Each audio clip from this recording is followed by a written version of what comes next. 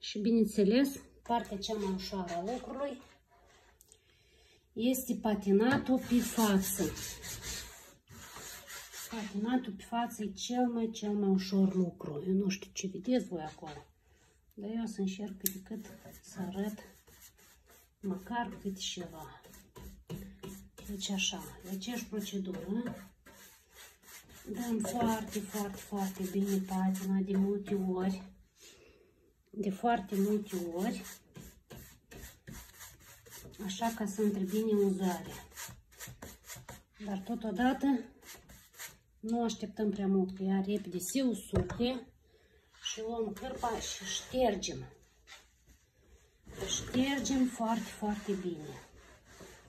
Că de nu, că deja pe unele locuri deja s-au uscat și avem nevoie de o cârpă umedă, dar cu umedă putem să ștergem foarte atent, că se poate lua și vopseaua noastră, se poate lua și culoarea mesei. Foarte atent.